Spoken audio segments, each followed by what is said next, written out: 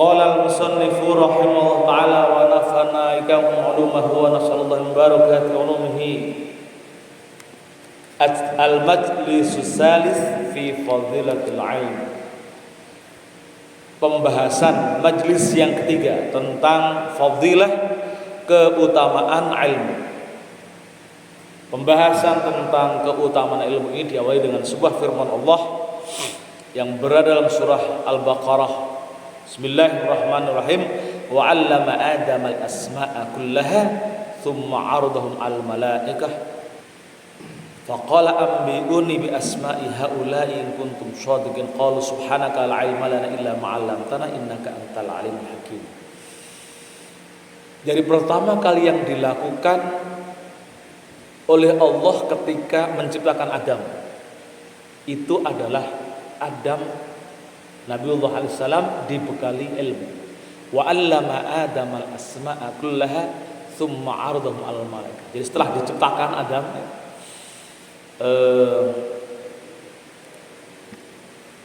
wujud Adam, lalu kemudian yang pertama kali dibekalkan kepada Adam adalah ilmu. Setelah ilmu punya ilmu, baru kemudian dipamerkan kepada malaikat. Tsumma 'aradahum 'alal malaikah. Nah, ketika dipamerkan oleh malaikat, Nabiullah Adam dengan malaikat, kualitasnya berbeda. Nah, ketika dipamerkan oleh malaikat kepada malaikat, maka kemudian Allah ngetes. Ya Adam, ambiuni bi asma'i haula'i in kuntum shadiqin. Ngetes, yang ngetes ke Adam, ngetes malaikat. Cerdas cermat, kira-kira begitu. Malaikat suruh nyebut ini enggak bisa. Nabi Adam ya bisa mau diajari kan gitu. Jadi itu bedanya orang yang berilmu dengan yang malaikat itu ilmunya hanya tasbih, ya. Jadi selalu bertasbih kepada Allah. Tidak ada penolakan, tidak dikasih nafsu untuk menolak. Tapi Nabi Adam dikasih ilmu. Banyak hal yang ada di dunia ini yang kemudian menjadi bekal dia untuk hidup selanjutnya. Ya, bagaimana menahan hawa nafsu, bagaimana bertaubat dan seterusnya. Nah, ada cerita ketika Adam dan malaikat itu sama-sama diciptakan, lalu Nabi Adam itu diberi keistimewaan, malaikat kemudian cemburu. Nah, ketika cemburu, maka kemudian Allah ngetes. Oke, kalau gitu saya kasih sama dengan Nabi Adam.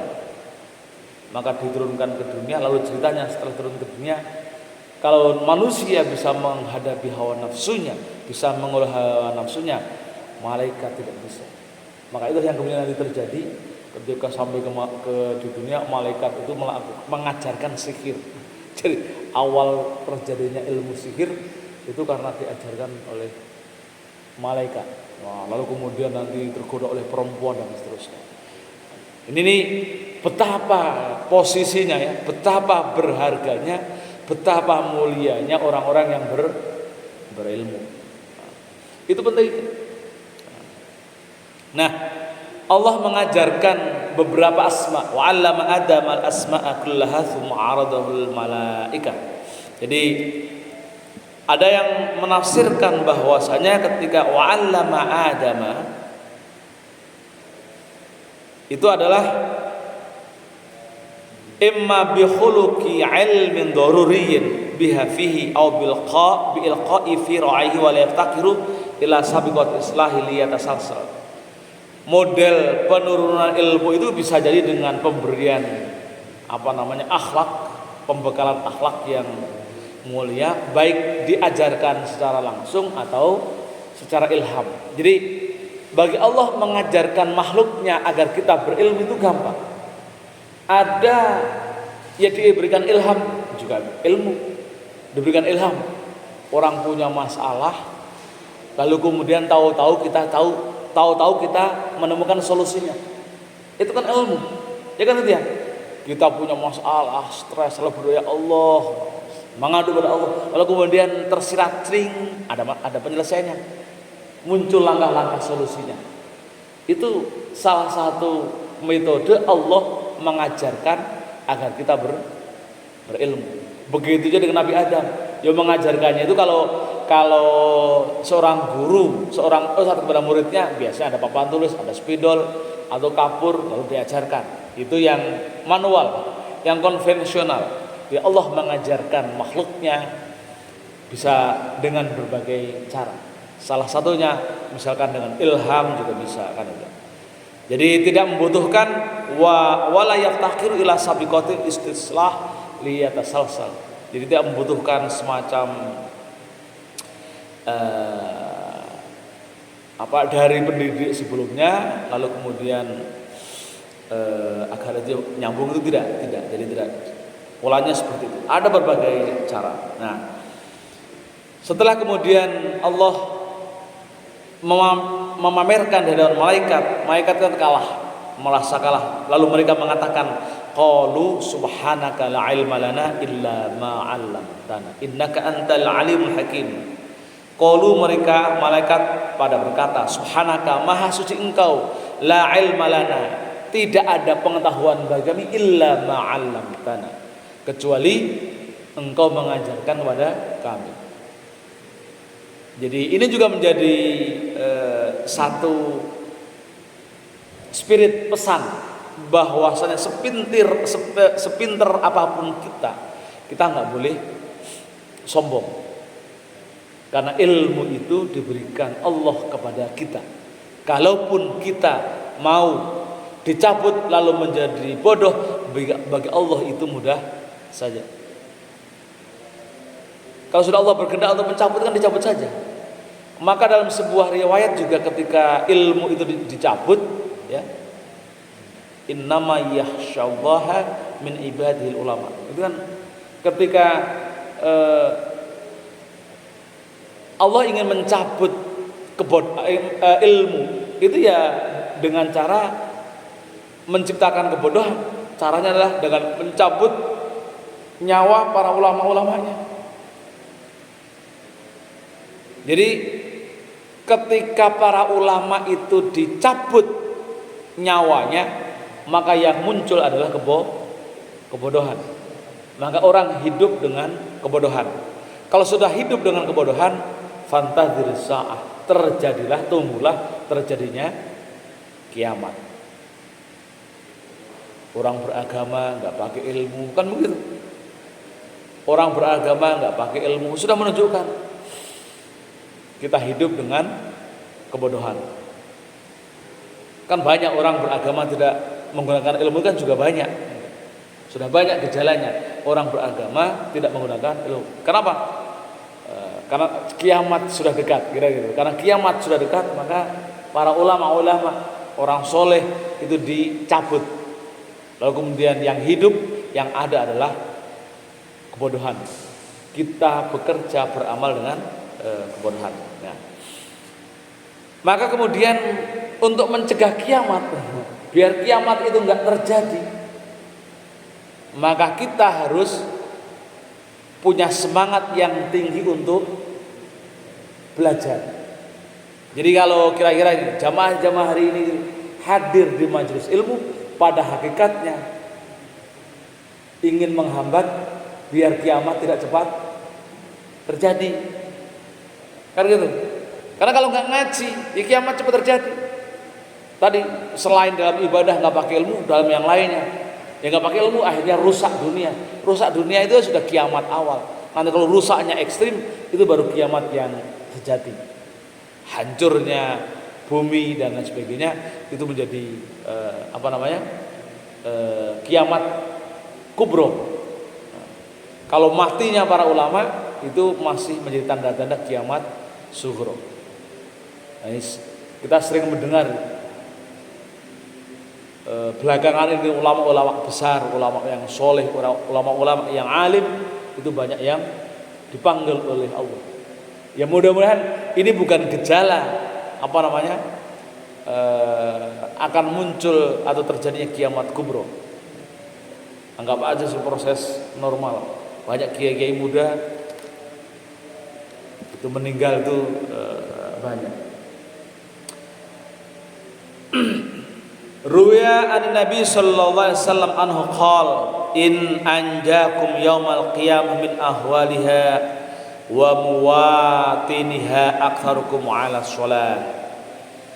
Bab ini diawali dengan sebuah hadis bahwasanya Allah akan menyelamatkan kita semua.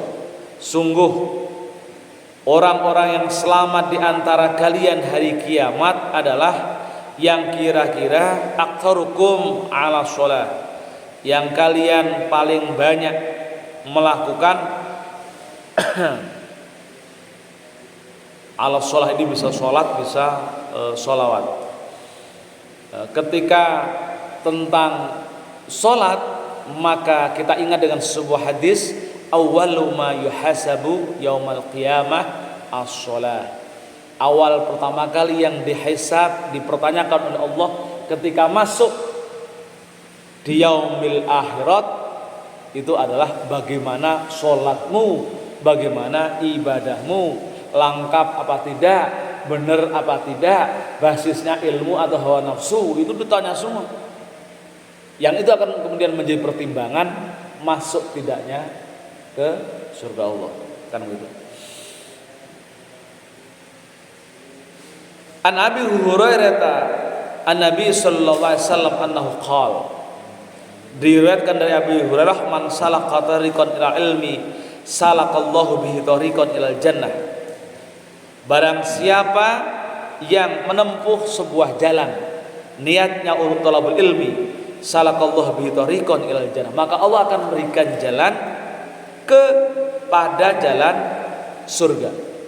Jadi kita jalan hari ini dari rumah ke masjid niatnya talabul ilmi, maka Allah saat itu memberikan jalan.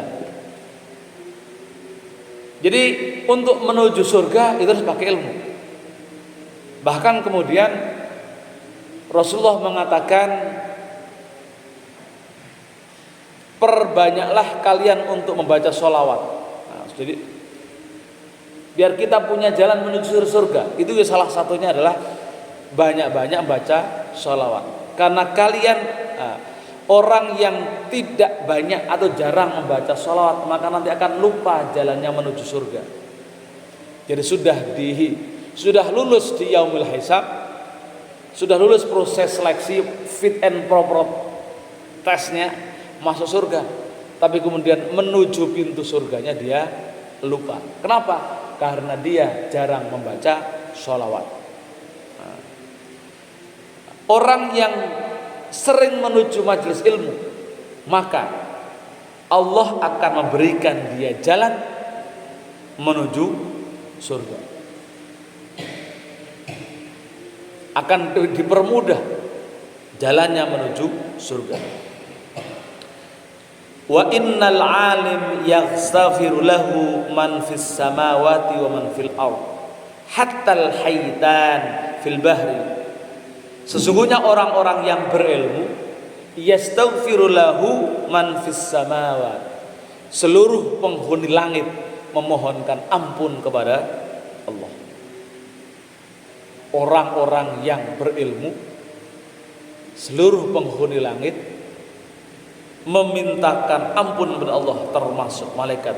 Wa man fil ardh, termasuk juga penghuni bumi, hatal haitan, sampai seluruh binatang hidup yang kecil-kecil, fil bahri, di laut, itu juga melakukan hal yang sama. Di orang-orang yang tidak lelah atau punya semangat untuk menuntut ilmu, lalu kemudian dia menjadi alim, maka ia yastaghfir lahu man fis samawat wa man fil ard hatta al-haitan fil bahr. Seluruh warga langit, para malaikat maksudnya, itu memintakan ampun kepada Allah.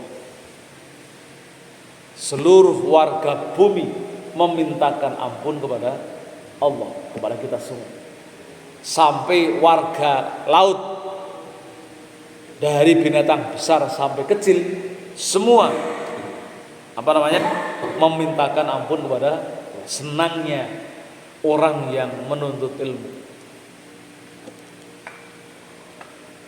Bahagia sekali. Dimintakan ampun. Maka kemudian orang menuntut ilmu, misalnya gini, orang duduk dalam majelis ilmu, atau baik belajar ataupun mengajar, ya, keluar diampuni dosanya tanpa harus mengucapkan astagfirullahaladzim. Jadi duduknya kita di dalam majelis ilmu diampuni dosanya. Kira-kira begitu. Maka asik, nggak usah beristighfar. Ya kalau sempat ya kita meluangkan secara khusus, ya nggak masalah. Tapi kita duduknya di majelis ilmu, ya meskipun sambil ngantuk-ngantuk, tetap dapat istighfar, ampun Allah. Innal ulama warasatul anbiya. Karena ulama, orang-orang alim itu menjadi pewaris para nabi. Jamaah sekalian, nah ini hadis-hadis tentang ilmu. Wan Abi Dzar annahu qala alaihi salatu wassalam ya Aba Dzar la antaghdu fa ta'lamu atau fa tu'allimu baban fa ta'lamu baban min kitabillahi khairun laka min an tusalliya mi'ata rak'atin. Hai Abu Dzar, kamu pergi ke sebuah tempat, fataghdu, bersegera, fata'lamu baban, lalu kamu mengetahui satu pembahasan, satu bab, min kitabillah, dari kitab Allah Ta'ala, khairul laka min an tusalliya mi'ata rak'atin, itu lebih baik daripada kalian sholat 100 rakaat. Jadi hanya tahu satu bahasan.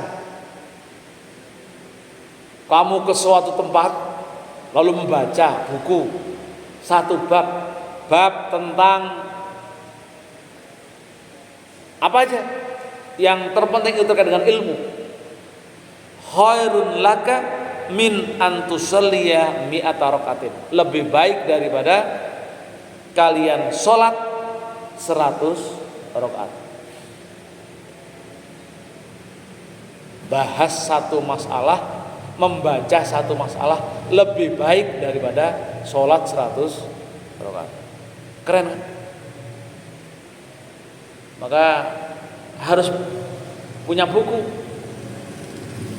Kalau sempat, saya punya buku itu 5.400 buku. Nah, itu kalau satu buku saya baca, saya tahu ilmu dalamnya, itu lebih baik daripada sholat sunat 100 rakaat.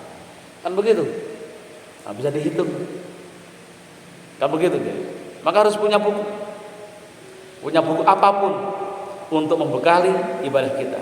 Nah, wala antaghdu fata'lamu baban minal ilmi. Tadi min kitabillah. Sekarang minal ilmi. Kamu pergi ke suatu tempat, kamu menekuni sesuatu, fata'lamu baban atau fata'lama baban, lalu kamu tahu tentang satu bab minal ilmi, dari ilmu tersebut, lalu kemudian amala bihi aw lam ya'mal, kamu kerjakan, kamu beramal dengannya atau tidak beramal dengannya, khairun laka min antusalliya al-faraqatin, itu lebih baik daripada sholat sunat 1000 rakaat. Jadi satu, Anda tahu kalau belajar dari kitabullah hanya membaca, ya, maka itu lebih baik daripada sholat sunat 100 rakaat. Tapi kalau ilmu, kamu pergi ke suatu tempat lalu belajar satu pokok bahasan minal ilmi, dari ilmu,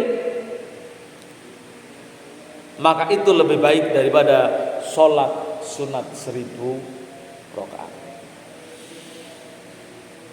Ini ada hadis lain yang menegaskan, banyak sekali hadis ini. hudhuril alim khairum min sholati alfi rakatin. Menghadiri majelis ilmu, mengunjungi orang alim untuk belajar lebih baik daripada sholat sunat 1000 rakaat. Hadis dalam versi yang lain. Hari ini sekali lagi kita hadir di majelis ilmu, lalu kemudian kita beramal atau tidak. Kalau beramal itu berarti kita punya ilmu, lalu kemudian kita mengamalkannya atau tidak mengamalkannya, kita sudah bawa pahala di kantong. Karena dia berubah apa? Pahala sholat sunat 1000 rakaat.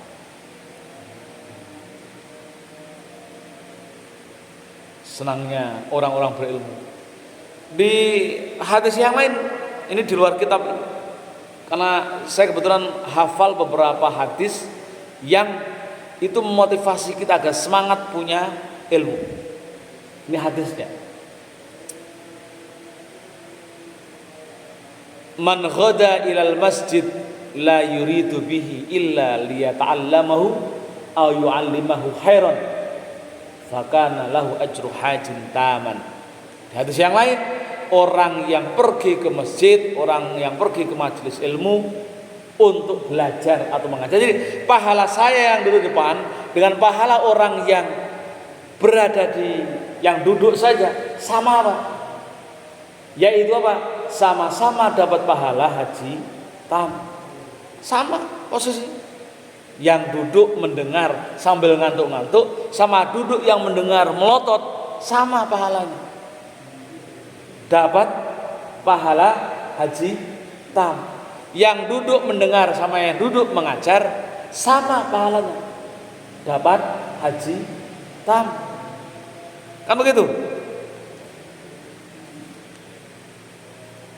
Jadi begitu besar posisi orang-orang yang belajar, berilmu, baik diamalkan atau tidak diamalkan.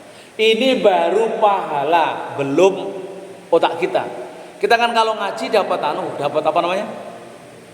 Dapat ilmu. Jadi selain pahala dapat ilmu.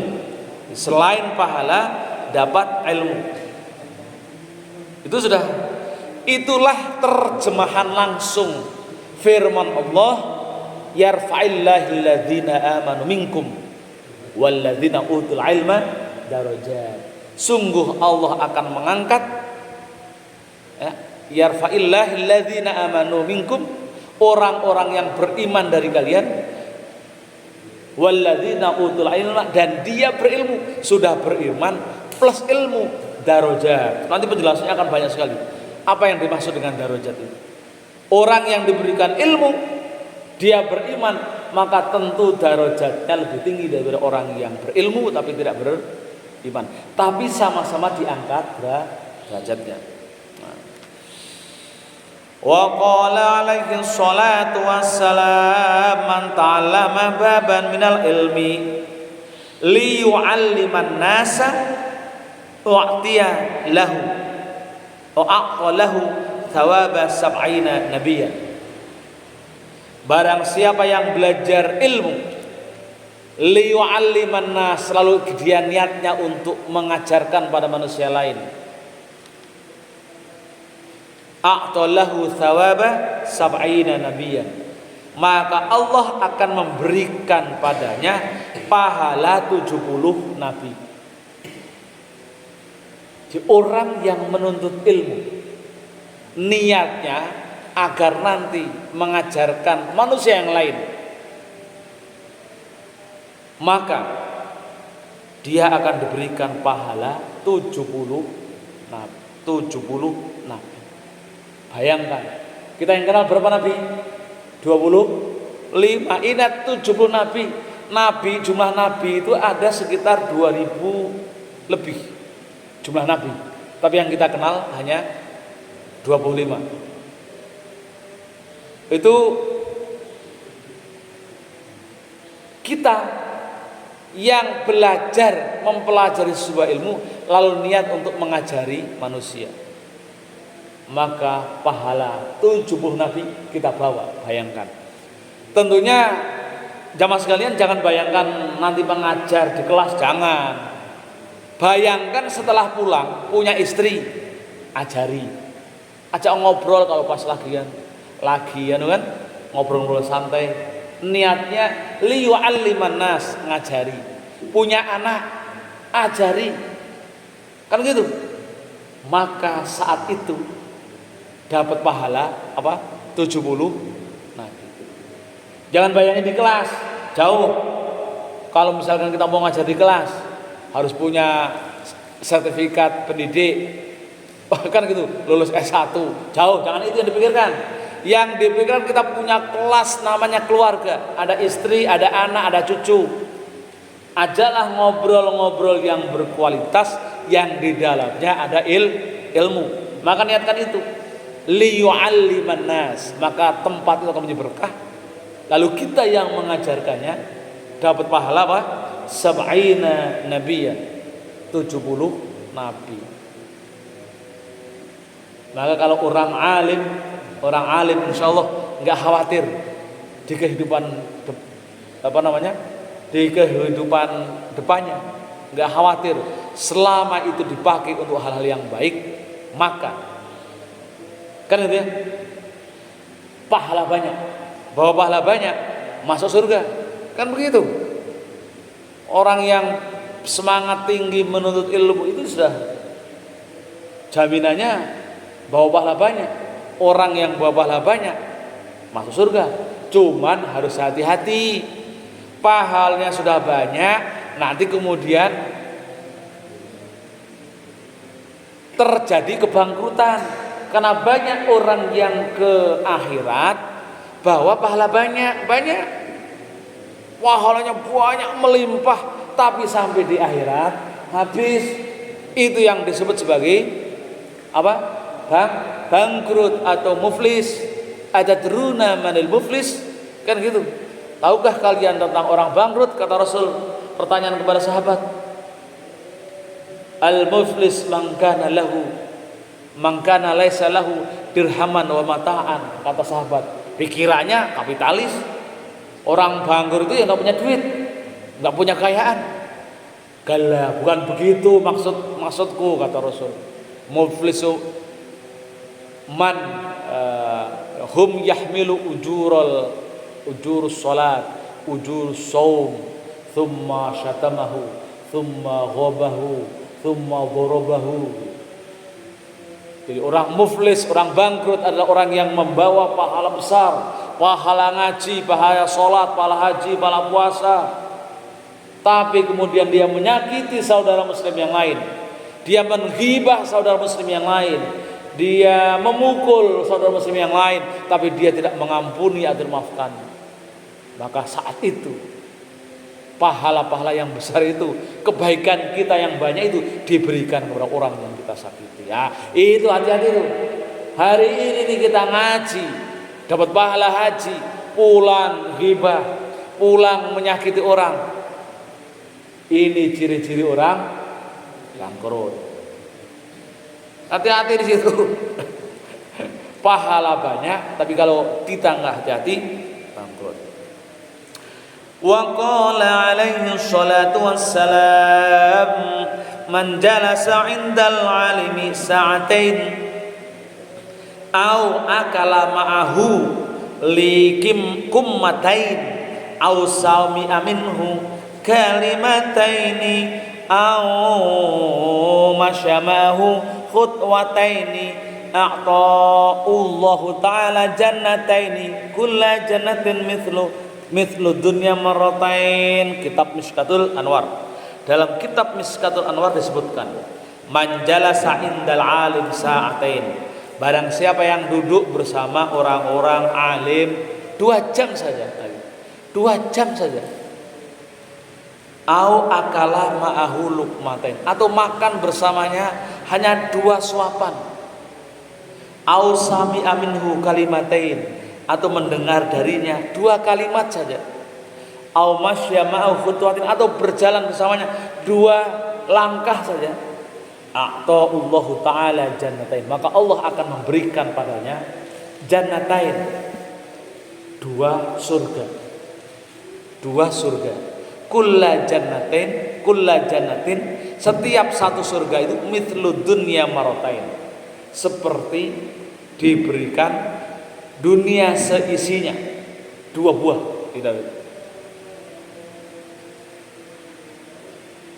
Jadi betapa Rasulullah mendambakan umatnya agar orang itu tidak lelah untuk selalu menuntut ilmu, sampai yang terkecil pun amaliyahnya provokasi atau diiming-imingi biar orang itu semangat thalabul ilmu. Coba bayangkan, hanya duduk 2 jam. Sebenarnya saat ini hanya 2 jam, 2 kesempatan duduk kalau menyat, karena duduk dengan orang alim mesti yang dibicarakan ilmu dan kebaikan, kan begitu khusnudzonnya. Atau makan 2 suap, ini roti sampai berapa suap itu roti itu? Kayaknya 5 atau 6 lebih. Maka kalau 5 berarti 5 surga, kan wong 2 suapan aja 2 surga. Atau mendengarkan kalimatain, 2 kata saja, ngomong 2 kata, mendengarkan 2 kata. Ini kalau hari ini kita ngaji berapa kata? Oh, ratusan, ribuan kata, kan begitu. Atau berjalan bersamanya, jalan-jalan 2 langkah. Kita kalau ngaji, kalau ziarah bersama orang alim berapa langkah itu? A'tahullahu jannatain, Allah memberikan 2 surga. Setiap surga itu kira-kira ukurannya adalah dunia seisinya, itu 2. Maka kalau misalkan kita mau diberikan pahala oleh Allah secara langsung, dunia nggak muat nampung pahala kita. Kan makanya kemudian pahala kita itu disimpan di tempat lain. Karena kalau ditaruh di dunia itu tidak akan muat menampung pahala kita. Kira gitu ya. Misalkan pahala sholat 2 rakaat sebelum subuh, rakaatani minal fajri khairum minad dunya wa ma fiha. Melakukan sholat sunat 2 rakaat sebelum subuh itu lebih baik daripada dunia dan seisinya. 1 aja. Jadi tadi sholat 2 rakaat sebelum sholat subuh, sholat sunat fajar, itu kita sudah bawa pahala dunia dan seisinya. Lebih deh. Kalau ditaruh di dunia, wah bumi ini tenggelam, nggak kuat menampung pahala Pahir, pahala Harun tadi yang sholat sunat, kan begitu, nggak nampung. Maka ditaruh di sana yang lebih luas. Tapi ini kita berjalan, makan atau duduk bersama orang alim, dapat 2 surga. 1 surga isinya 2 dunia dan isinya. Masya Allah, bahagia sekali, bahagia sekali. Pokoknya ini masa-masanya kita mencari pahala ya. Maka sering-seringlah ke majelis ilmu. Insya Allah. Ini baru seminggu sekali, apalagi tiap hari.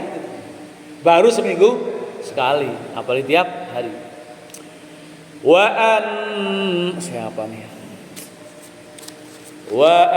Ali karramallahu wajhah an Nabi sallallahu alaihi wasallam annahu qala, riwayat dari Sayyidina Ali karramallahu wajhah dari Rasulullah sallallahu alaihi wasallam, beliau bersabda, sa'altu Jibril an ashabil ilmi, aku bertanya kepada malaikat Jibril tentang orang-orang yang memiliki ilmu.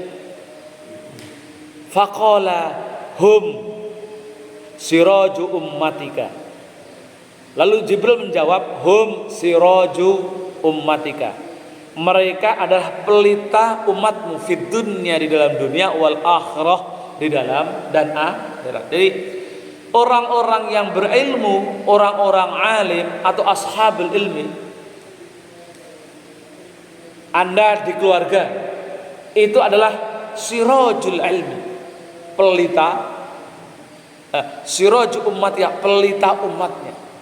Anda di keluarga adalah ada pelita keluarga. Kira gitu ya, pelita keluarganya yang akan menyinari keluarganya. Kan itu ya. Ya kita semua setelah belajar itu menurut malaikat Jibril ketika ditanya Rasul, apa yang bagaimana pandanganmu tentang ashabul ilmi?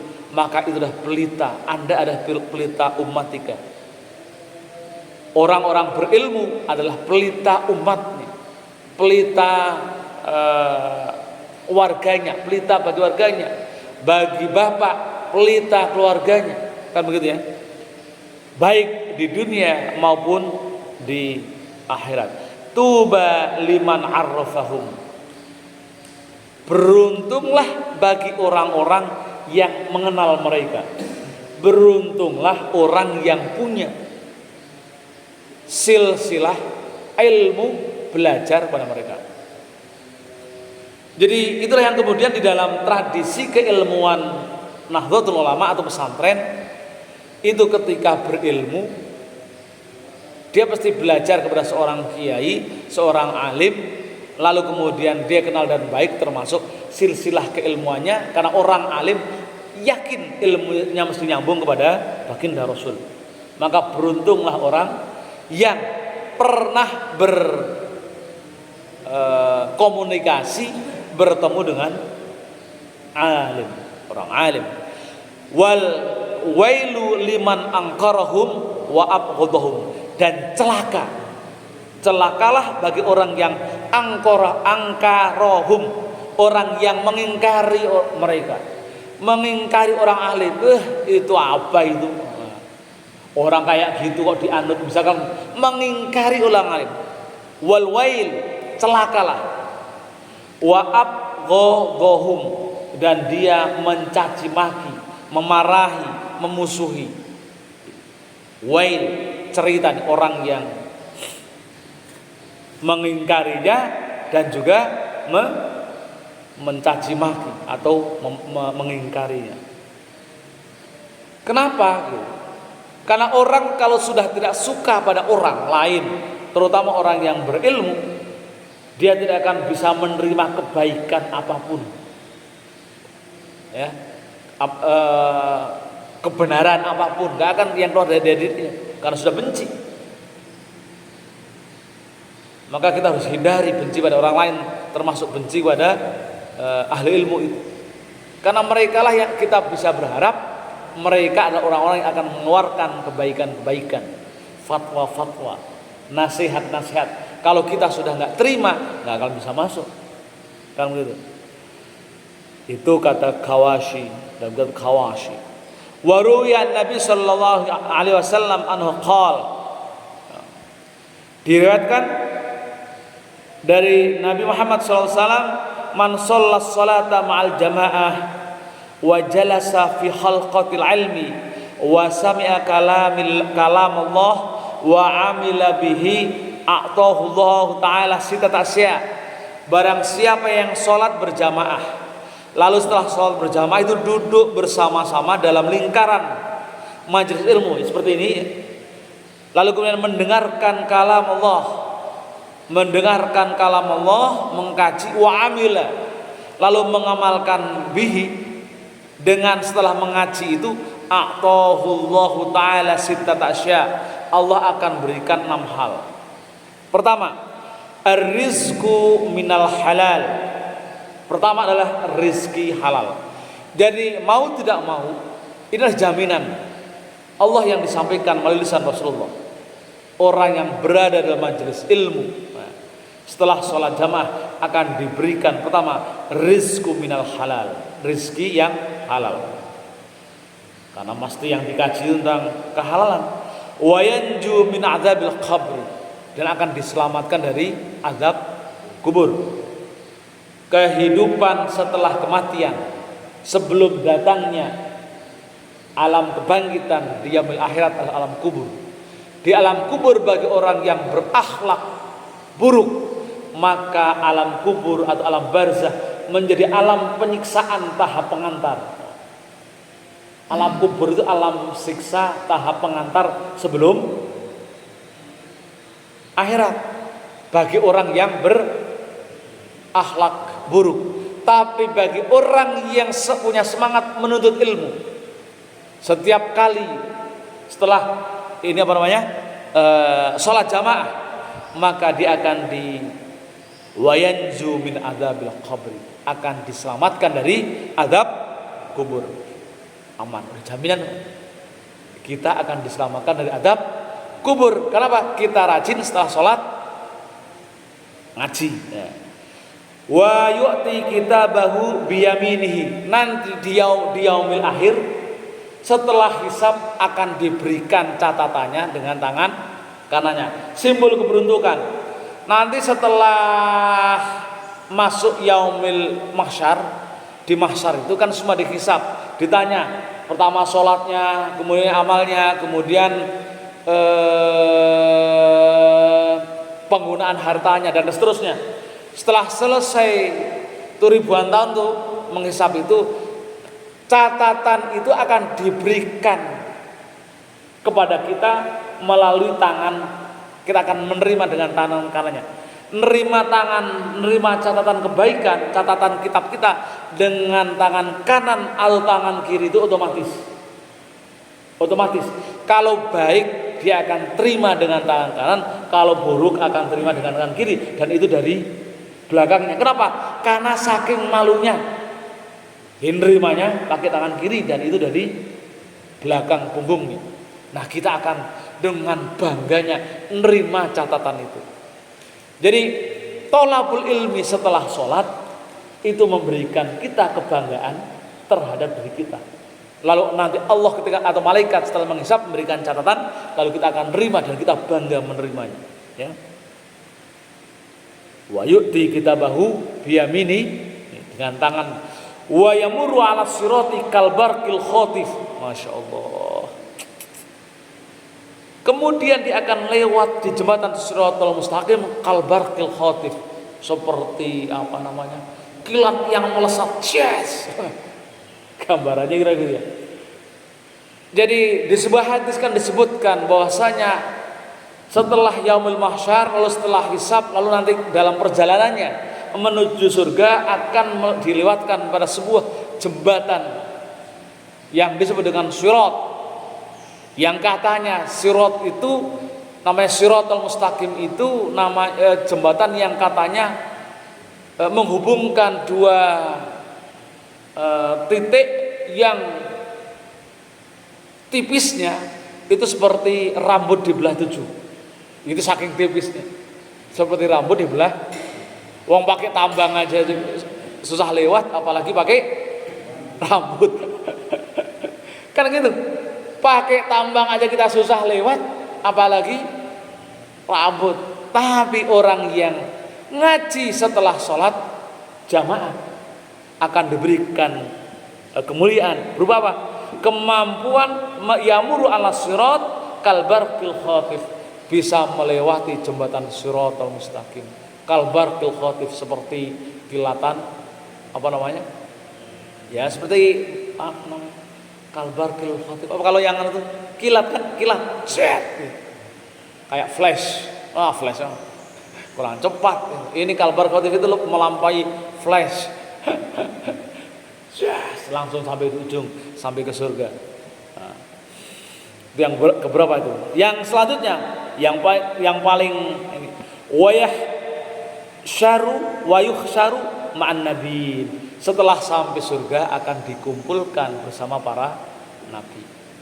Kebahagiaan tertinggi di surga nanti selain bertemu dengan Allah, itu akan berkumpul dengan para nabi, terutama Nabi Muhammad sallallahu alaihi wasallam.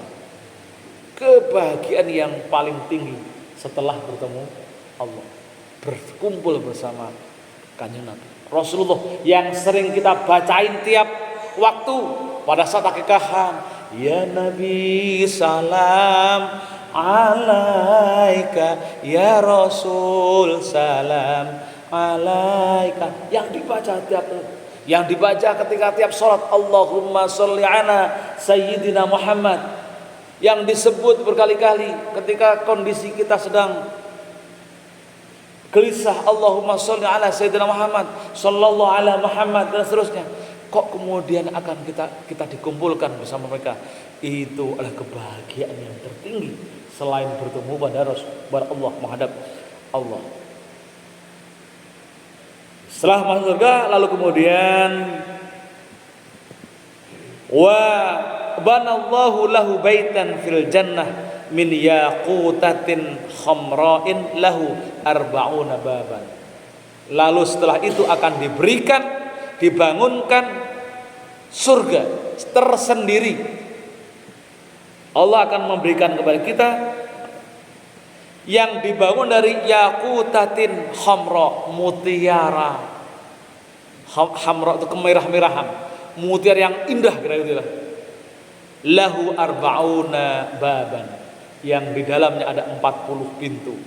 Jadi kita diberikan kontrakan di surga 40 pintu. Subhanallah. Maka berbahagialah bagi kita semua yang masih memiliki semangat untuk menuntut ilmu. Pahalanya ya Allah banyak sekali. Karena memang tidak banyak orang yang cinta ilmu, tidak banyak.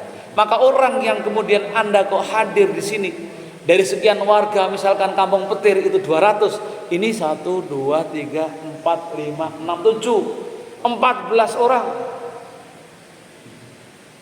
Hanya ini. Maka Anda adalah siraju ummah. Anda itu pelita bagi mereka.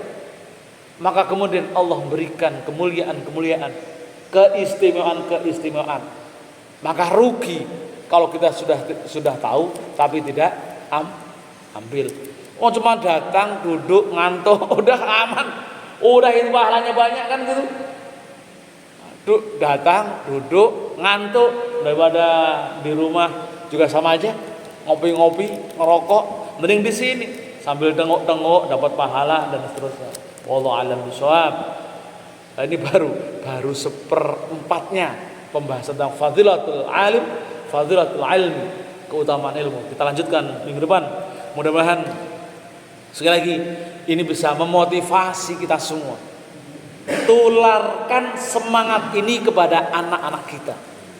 Tularkan, ya. Semangat ini kepada anak kita biar juga berilmu. Kenapa? Yang menjadikan kita, warga kita, bangsa kita, atau siapapun itu, atau keluarga kita menjadi terpuruk. Kenapa? Karena kita tidak begitu mencintai ilmu. Kita tidak bisa menularkan kepada anak cucu kita agar cinta ilmu. Sudah di awal ketika sekolah yang ditanamkan, sekolah nanti biar dapat kerja, itu udah salah. Sekolah biar kamu dapat kerja, salah. Ilmu itu bukan untuk maka Allah melalui Rasul mengancam, barang siapa yang menuntut ilmu diniatkan kemudian untuk mencari keuntungan material dari ilmu itu, maka haramallahu min rihil jannah, maka Allah mengharamkan baginya baunya surga.